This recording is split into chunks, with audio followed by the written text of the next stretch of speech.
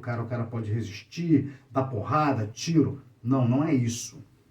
É o direito quase que natural, quase que instintivo da pessoa não querer ser presa. Então, ela não tem que colaborar com a sua captura. Tem uma ordem de prisão. A pessoa que é objeto dessa ordem de prisão, ela não tem que se entregar voluntariamente. Não estou dizendo que a jurisprudência referenda a prática de usar de violência, grave ameaça para ser preso. Não é isso. Se a pessoa resistir no momento da captura, usando de violência ou mesmo de grave ameaça, nós teremos o crime de resistência. E também, se tiver violência física que resulte uma lesão, uma morte, seja morte tentada, seja morte consumada, além da resistência, vai ter o crime correspondente à violência que foi empregada.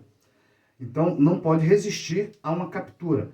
Agora, o que a jurisprudência reconhece é que se a pessoa se sente injustiçada, é decretada uma ordem de prisão e ela não aparece, ela não se entrega, ela não pode ser penalizada. Ela não vai poder ter a sua situação piorada sob esse argumento de que foi expedido um mandado de prisão e ela não se entrega. Não é esse o entendimento. A pessoa teria o direito, quase que um direito natural, de resistir a uma prisão que ela considera injusta, que isso não vai significar desprezo, menoscabo, desrespeito com a administração da justiça.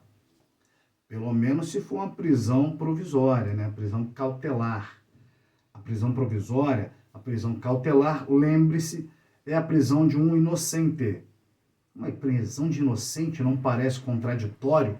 Sim, mas a gente está falando não no sentido popular, no sentido técnico. Quem é culpado?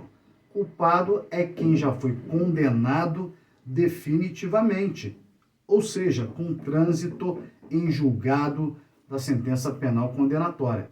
Então, todo aquele que está sendo acusado e aí eventualmente preso, mas que ainda não tem uma condenação definitiva, ele é um inocente que está preso pelos motivos que a lei processual permite ao prever prisão cautelar. Então, a prisão cautelar, a prisão preventiva, por exemplo, é a prisão de alguém que tecnicamente é um inocente. Tá? Bom, então, a prisão cautelar, o cara que ainda está sob um manto protetor da presunção de inocência, ele teria quase que instintivamente o direito de resistir. Depois que é condenado definitivamente, aí não se reconhece essa resistência passiva à prisão. Ele tem que realmente se entregar e cumprir a pena dele. Mas enquanto não foi condenado definitivamente, há essa tese de que tem direito de resistir. Bom, o fato é que o juiz vai presidir uma audiência para interrogar o réu e o réu não vai. Ele é obrigado a ir? Não é obrigado a ir, ele tem direito ao silêncio. E o Supremo Tribunal Federal julgou 2 ADPFs, arguição de descumprimento de preceito fundamental, que disse que o réu que é intimado para comparecer ao interrogatório e não vai, ele está manifestando seu direito ao silêncio. Então não poderia o réu ser conduzido coercitivamente, ser conduzido debaixo de vara até a presença do juiz. Porque se ele não vai, é porque ele já está deixando claro que ele quer ficar em silêncio, não quer colaborar com a sua destruição. Nemo tenetur se detegere. Né? Bom, mas só que eu estou tratando de um exemplo oposto. O réu quer falar, ele quer ter o seu direito de audiência respeitado, ele quer ter a possibilidade de influir diretamente na convicção do juiz. O problema é que tem uma ordem de prisão contra ele. Aí ele não quer comparecer lá na audiência porque ele vai sair preso de lá. Tem uma ordem de prisão. Então, a defesa dele pede que o interrogatório dele seja feito remotamente, por um link que seja disponibilizado pela justiça, que não seja rastreável, para que ele não seja preso. E aí? Tem direito ou é um escárnio com a justiça? Né? Eu olho para a cara do juiz, ainda que remotamente, o juiz deu uma ordem para me prender, eu estou aqui na frente dele, é como se eu falasse, você não me pega, você não me pega. Por quê? Porque tem ordem de prisão, a gente está conversando remotamente, e você, juiz, poderia se sentir melindrado, né? Bom, desrespeito. Não só com o juiz, mas com a justiça.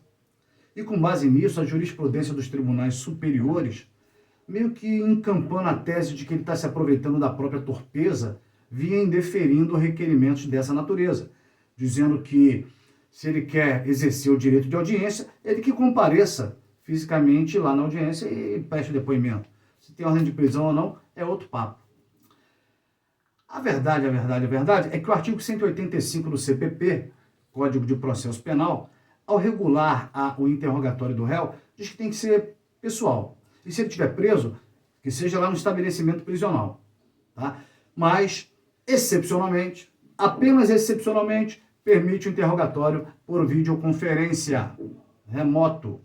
Ok? E quais são as hipóteses em que, excepcionalmente, vai se permitir o interrogatório remoto? As hipóteses estão no parágrafo 2º. Vou tentar lembrar, são 4 hipóteses, vamos ver se eu vou lembrar aqui. Primeira hipótese, não sei se é a primeira, não vou falar na ordem também, que aí seria demais, né? Você tem um gravíssimo problema de ordem pública.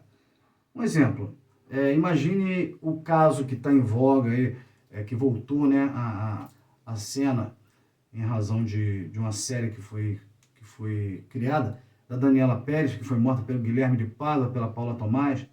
Tem uma cena até que está, eu não sei se é o Eric Johnson com Maurício Matar, eu acho. Eles estão no muro pedindo calma para a população que estava toda assolada, a pessoa queria invadir a delegacia, quebrar tudo. Então imagine que um crime de repercussão e que o cara está preso ou que o cara está solto, mas que a presença dele no fórum fosse causar uma convulsão, né, social, invasão, depredação, morte, tiro. Então, dependendo, deixa o cara aí na cela, vamos fazer remotamente. Né? É um exemplo. Um outro exemplo é quando a questão de enfermidade ou qualquer outra questão que dificulte, né, no extremo, que o camarada seja ouvido presencialmente. Tem uma outra hipótese, é quando a presença do réu incutir temor à testemunha ou à vítima. E o CPP fala, olha, se a vítima ou se a testemunha tem receio de ficar no mesmo espaço físico do réu, que tire a testemunha, que tire a vítima. E ouça-os remotamente. Ouça-as remotamente. E deixe o réu ali na presença do juiz. É o direito de presença, o direito de audiência, deixa o réu ali. Agora, caso não seja possível ouvir remotamente a testemunha e a vítima e continuar existindo o temor, o receio, retire o réu e ouça o réu remotamente.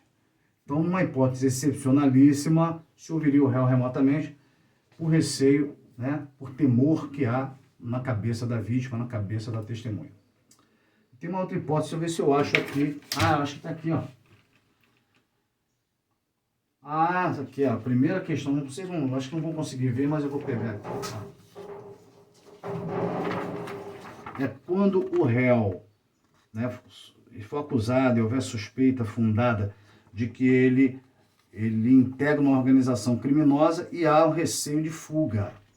Aí você pode pensar em fazer um interrogatório remoto. Essa hipótese que eu trouxe de ouvir remotamente o réu foragido que faz questão de depor, essa hipótese não está permitida aqui nessas 4 situações. E a jurisprudência vinha negando. Eu trouxe até aqui um julgado do STJ, aqui ó, STJ, ordem de habeas corpus, número 640-770, negou, disse que não. O cara, poxa, está foragido, é um escárnio, um desrespeito com a administração da justiça. Não vai ouvir remotamente, não. Você não quer se entregar? Também não vai prestar seu depoimento que você tanto queria. Ok?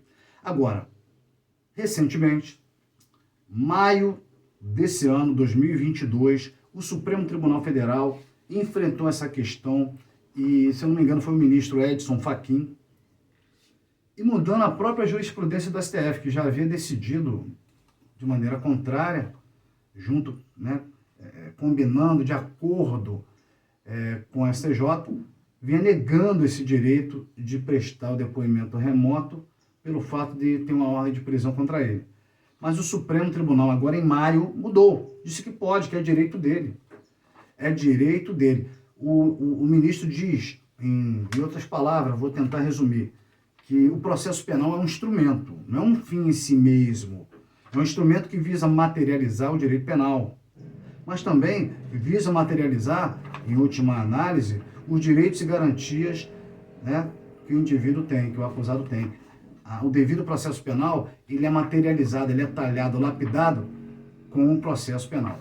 Então, é direito dele, está previsto na Constituição, artigo 5º, inciso 55, que diz que todos têm direito à ampla defesa. E ampla defesa envolve a defesa técnica e a autodefesa. A autodefesa é você poder estar presente no momento da audiência, é você poder recorrer, caso o seu advogado não recorra, mesmo o réu que não é advogado pode recorrer, e também é um desdobramento da autodefesa o direito de audiência, o direito de tentar influir, né, na convicção do julgador. Então, nesse julgado aqui mais recente, de maio, ordem de habeas corpus 214.216, o Supremo Tribunal Federal disse que é direito do réu foragido ter a sua audiência realizada remotamente com link seguro não rastreável. Foi uma decisão monocrática. Quando o pleno for provocado para se manifestar, vamos ver o que ele vai decidir. Ok?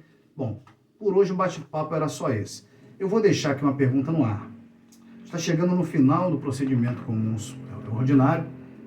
No próximo vídeo eu vou fazer a diferença do sumário, do ordinário para o sumário, e vou responder essa questão que eu vou colocar agora. É possível a sentença final ser oral e não ser escrita? Fica aí, reflitam, pesquisem, e semana que vem eu gravo um novo vídeo. Quem ainda não é, né, inscrito no meu canal, inscreva-se, dê o like, curta, ative o sininho, a hashtag ajuda o guarda, e vamos para frente aí nesse processo de distribuir conhecimento. Um abraço, um beijo no coração.